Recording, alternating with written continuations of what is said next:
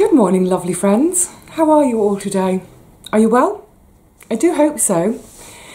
I'm coming to you at the end of November. A whole another month has gone. I'm at the end of month 31. Honestly, where is time going? I just don't know. November's been a bit of a funny month because, well, the weather's been grotty. It's been so horrid. Very few dry days. Not particularly cold, but just really grey and damp, boring. So I've had very few gardening days in November, which breaks my heart. I would much prefer to be in the garden than anywhere else. So things are feeling a bit behind in the garden in terms of leaf gathering, putting the beds away for the winter, tucking them up with their lovely mulch and cardboard. So it is behind in that respect, but it's nothing urgent, and it's nothing which there's nothing left undone which is going to affect either the crops that I've now finally harvested, everything that needed to be harvested, nor the things which are in and growing for winter. They're all fine. So as much as it disappoints me not to be able to get to the garden, I'm not at all worried or stressed about it. I just have to wait until there is a nice day. But it's weird. It's been weird because I feel like in some ways it feels like winter has come early this year. Not because of the temperatures dropping, although we've had a couple of really quite chilly days. I think there was one of them that I showed you when I was in the garden, and it was only hovering around about 1 or 2 degrees centigrade the whole day. Jeepers, it was chilly. But in general, it's been quite mild. So from that point of view, it hasn't felt like winter. But it has felt like winter because of being stuck indoors so much. I've been doing things in the last few weeks which I would normally think about doing in sort of December, January, what have you. I'm not complaining. I am a bit. Actually, I am a bit. I wish there'd been more outdoor days because I do enjoy my outdoor days. Excuse me a second. I'm going to be having sips of water throughout this video. Apologies to anybody who doesn't like me sipping water, but because I've got this little tiny bit of a cold going on, I'm feeling a bit in here, but I'm fine. Yes, so yeah, it's weird. It definitely feels like winter's come early this year. And just a couple of days ago, I was popping down to my local post office to get a parcel out. And our lovely local flower seller, who has a stall out on the street, was offloading a massive van full of Christmas trees. Oh, the smell was gorgeous. But I was thinking, crikey, we're not even into December yet. We're not in December. And here come all the Christmas trees. It's too early. I'm sure we say this every year that Christmas comes too early. Literally, the minute bonfire night's over with, it's Christmas everywhere, isn't it? The shops are full of tat already. I had to go to, we've got a massive, one of these kind of hypermarket versions of one of our, let's set the siren past. Yeah, we've got a hypermarket version of one of our, one of the big 4 supermarkets fairly near here. And I had to go there for something specific. I went there to get some white vinegar in a glass bottle because all of the local places to me around here, they sell vinegar, but they sell them all in plastic bottles. So I go to this big supermarket, literally to get white vinegar, and it's quite cheap as well. A bottle of it is 50p. Anyway, while I was there, because I have to, you know, shops are very clever, aren't they, the way they're laid out. I had to go through all the kind of aisles of non-food stuff before getting to the vinegar aisle. And I kind of stopped in my tracks actually and started to really look at this stuff that was piled up for Christmas.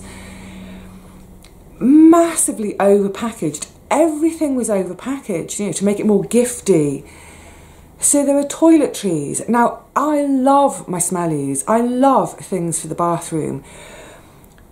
But it was like I was just seeing this vision of just plastic and excess packaging. So plastic bottles in a box with a plastic see-through cover so you can see the goodies.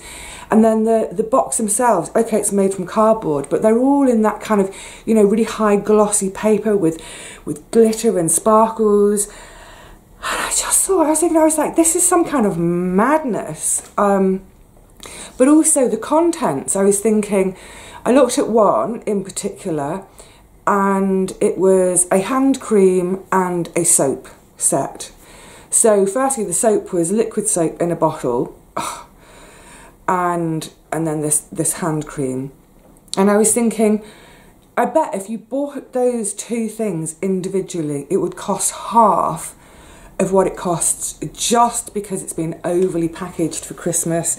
Anyway, yes, so, I didn't mean to rant about Christmas, but Christmas seems to come earlier every year, and everywhere I look, there's just tat begging to be bought. And I would say, you know, I think a lot of us gift because we feel obliged to. Over the years, I've come to an understanding with most of my friends, we just don't gift. You know, we gift each other our time and our company. That's the most precious gift, isn't it? But for those few people that I still do gift to, in my family, for example, what could be more lovely than something handmade, either that you've made yourself or you've bought at your local craft market to support, you know, support a local family. Love it. So virtually my whole Christmas this year will be gifts of things either I've made or things I've picked up secondhand, which I've then tarted up and given a twist to. So yeah, keeping it much more simple. So one of the it's kind of leading in very nicely. Oh, I've given myself a segue. I don't normally give myself such a perfect segue. We're coming into winter. Now, this is my third winter without a wage. So I had 2017 and 2018. Here we are, 2019, going into winter again. But this year, it's a bit different because this year, going into winter, I have not got a single penny. I have no savings and I have no money in my bank. Now, I want to quickly say something on this because I know, listen, I've got a couple of subscribers and I swear they are only subscribed to me so they can watch and nitpick everything I say and have a go at me. Silly idiots. Honestly, life's too short. When I started my channel, the whole reason for me starting it was to share this journey. I only thought it was going to happen for a year. I had no idea I'd be heading into next April will be the beginning of my third year. But I just wanted to share this odd little adventure I was taking of seeing if it was possible to live in 21st century London without a wage.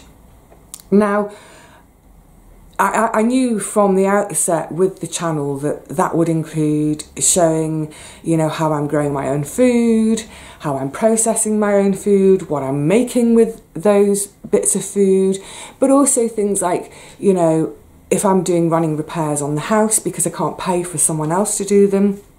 More of that over the winter, hopefully, need to make time for it. Got so many repairs to do.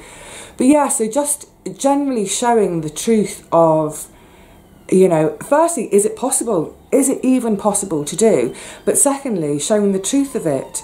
And, you know, 90% of the truth of it is absolute, pure, unadulterated joy. I'm probably happier now than I ever have been in my whole life. But of course, there are some moments which are not quite so joyful, or just not quite so easy. And usually it just comes down to money. So it would be remiss of me, and I think actually irresponsible of me, to put a channel out there about living without a wage without occasionally, you know, talking about money and the impact that has on day-to-day life. Because the bottom line is, I still do need money. I hate it. I hate the fact that I need money. But of course I do. I have train fares to pay for, bus fares. I have insurance to pay. You know, all those little things. Unless I was living truly off-grid, with my own power supply, with my own water supply, on considerably more land so I could grow my own rice and grow my own nuts. It ain't happening. There's no way I can live entirely for free. So yes, I'm just getting that out of the way so that all the naysayers will realise I'm not saying this because I'm begging. Oh, I want pity. I'm begging for money. Because I absolutely am not. No thank you. Thank you very much. But no thank you. I'm just saying it as it is. So, yes, back to this winter.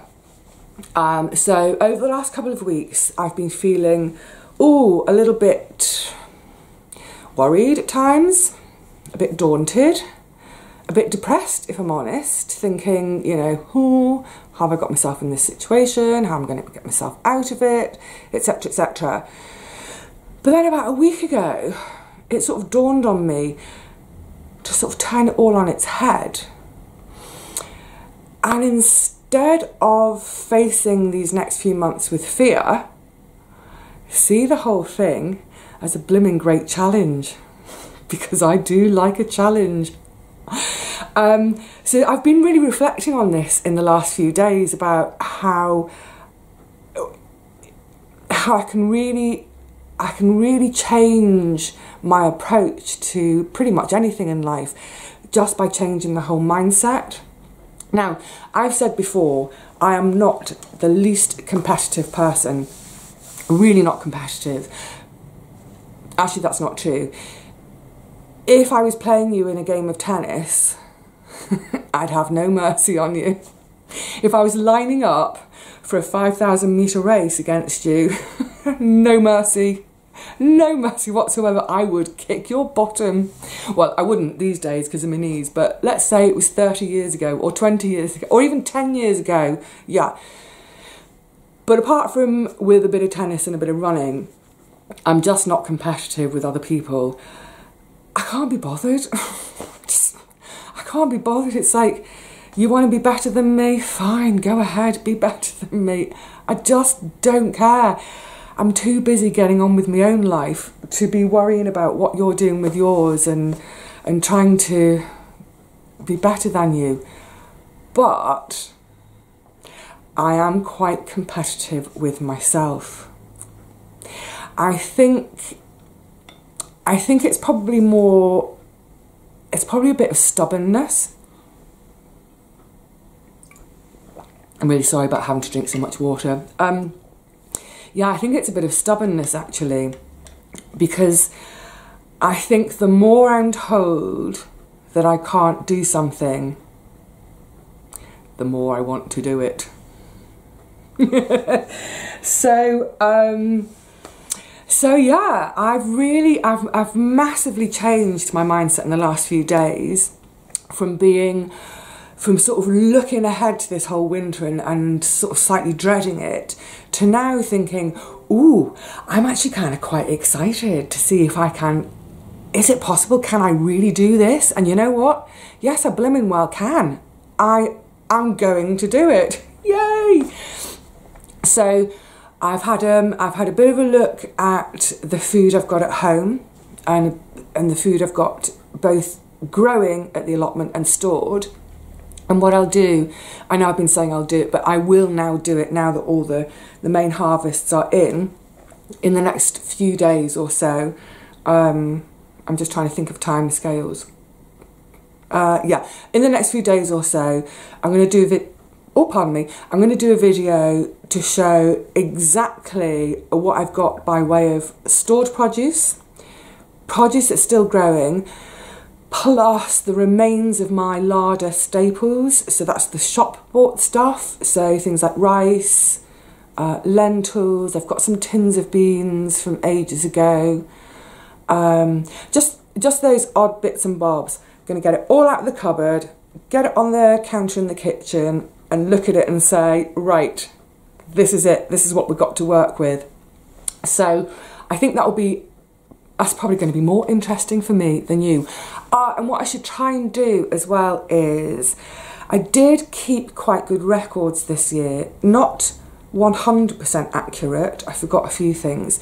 But as I was harvesting, I was weighing my produce and looking for a comparative price of those things in the supermarkets, just to give me an idea of, just for fun really, because I'm not going to change the way I'm doing things based on any of this information, but I just thought it would be fun a thing to do. I haven't done it for 5 years or so, to look at just how much the entire year's harvest would have cost me if I'd bought it in the shops. Of course, that record won't be complete, you know, anytime soon, because I've got all of the winter stuff still growing in the garden to eat. So I might have a little tot up now when I show you the stored produce, and then I'll have a final tot up by, say, the end of April next year, when I will be having out the very last of the brassicas, in particular, say, the purple sprouting broccoli. So yes, I will do that then. And we're back. I could just see out the corner of my eye, my phone was flashing, and I am expecting a call this morning, so I thought I'd better attend to it. Yeah, so I lost my train of thought completely. The other thing, oh, this is so funny, lesson learned. Now, for ages, I mean 4 or 5 years or so now, I've really been wanting to rehome another dog.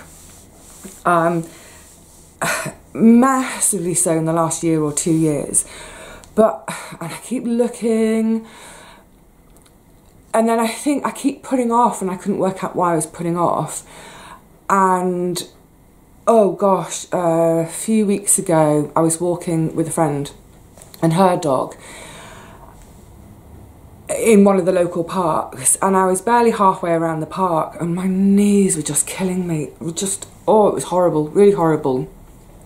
Carried on, actually cut the walk short a little bit, and you know, it was just a case of having to acknowledge finally, I don't think it's practical for me to have a dog, because 2 walks a day minimum.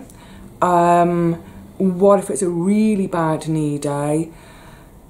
Plus, it's really expensive, or it can be quite expensive, to keep a dog. I know, because I've had dogs in the past. You know, there's food, the basic things are food, insurance, veterinary bills, you know, all their injections every year. So I think I'd started to reconcile myself to the fact that, at least for the time being, it would not be fair to rehome a dog but not be able to give it the walks it needs. You know, who knows, once I've had knee replacements, walking may be much easier again, so I can revisit this. So I had been thinking, I'd been thinking about a cat. Now, that's bonkers. Anyone who's known me for any number of years would think, what? Vivi? With a cat? No way, no way. But my goodness, I absolutely love the companionship of the cats in the garden. And as you can see from the videos, they're always around somewhere, whether they're, you know, in the shed with me having cuddles, or when I'm out in the garden, sitting under a bush, watching what I'm doing, occasionally getting in my way and demanding more attention. But I've really enjoyed their company.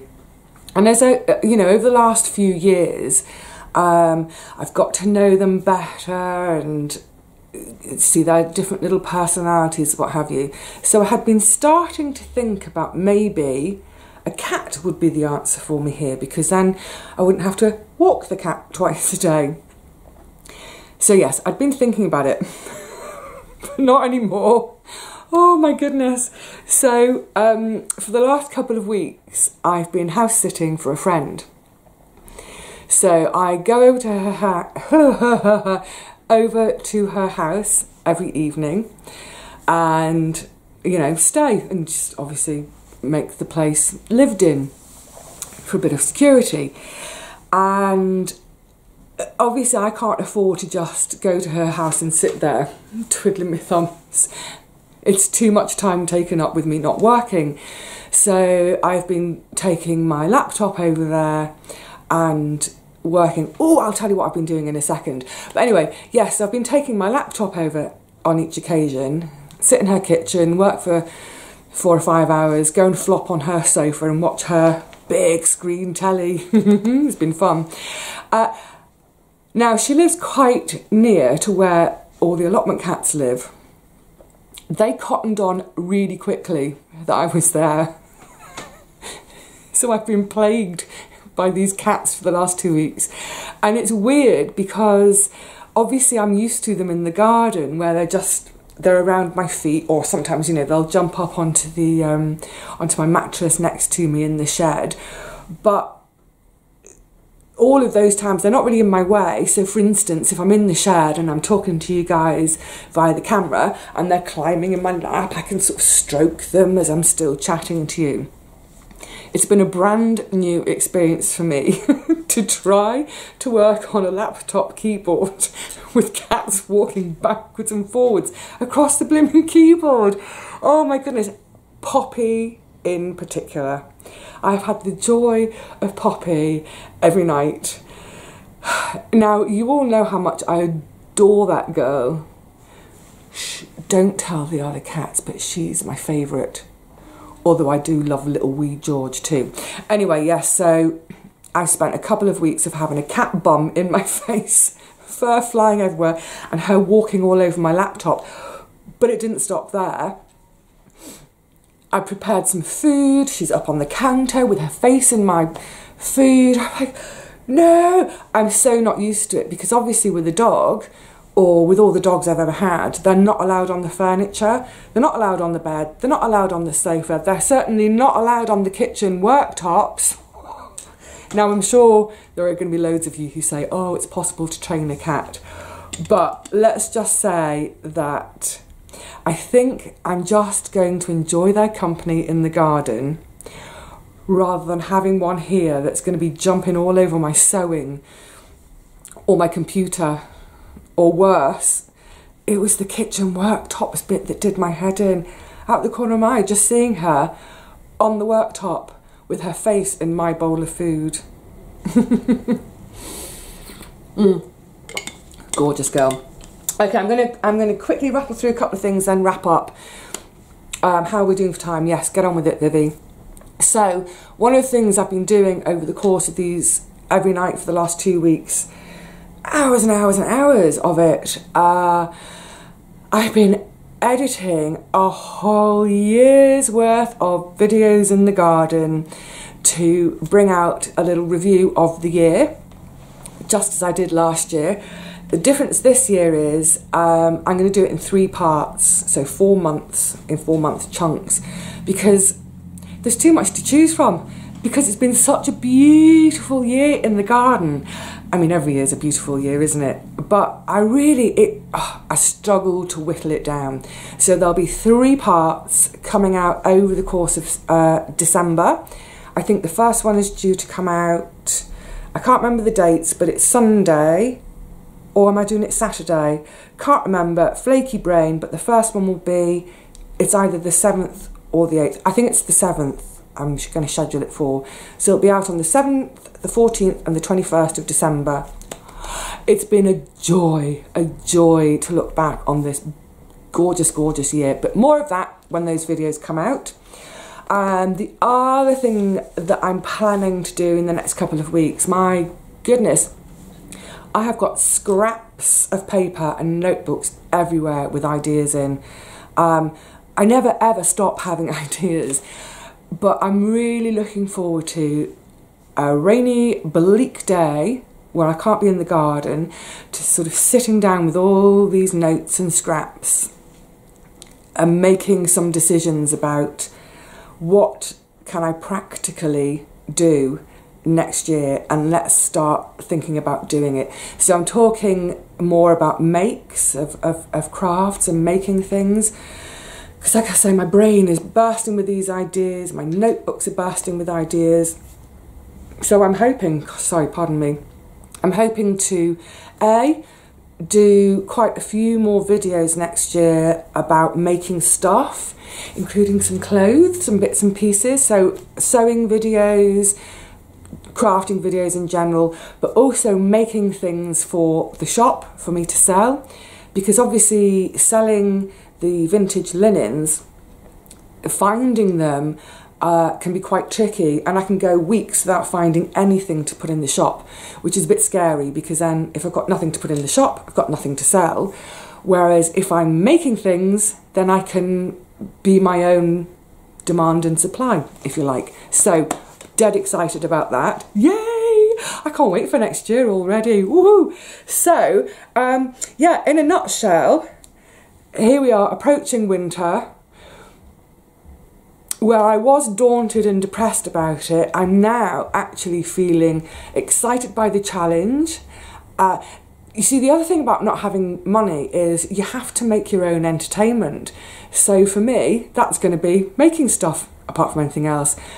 I'm going to hopefully, you know, have loads of visits from friends. Friends, oh my goodness, how important are friends. Just friends to talk to and while away the hours with. That's the best entertainment in the whole world, isn't it? So yes, this is by no means a whinge and a pity party, not by any means. This is a... I'm excited to get stuck into winter. Ask me in 2 weeks how I'm doing. No, don't, I'll be fine. So, yes, that's it. That's the end of my thinking for month 31. I'm going to go and have a look at the weather forecast and see if I can get any gardening done at all in the first week of December. I hope so. So, it's cheerio from me for now. I hope you're all well and managing to find wonderful things to occupy yourselves with whilst you can't get out and about. You know, we're coming into that big sort of social time of year, aren't we? So I'm sure many of you have got some lovely plans underway for that. For those of you who don't, well, we'll busk it, eh? We'll make our plans up as we go. Whatever you do, have fun doing it. Get excited for new projects for next year. Get your thinking caps on. The important thing amongst all of this is stay well. Look after yourselves, look after your loved ones. Give your loved ones some big, big hugs. And I will see you at some point in December. Hopefully in the garden again, if we ever get a dry day. See you then.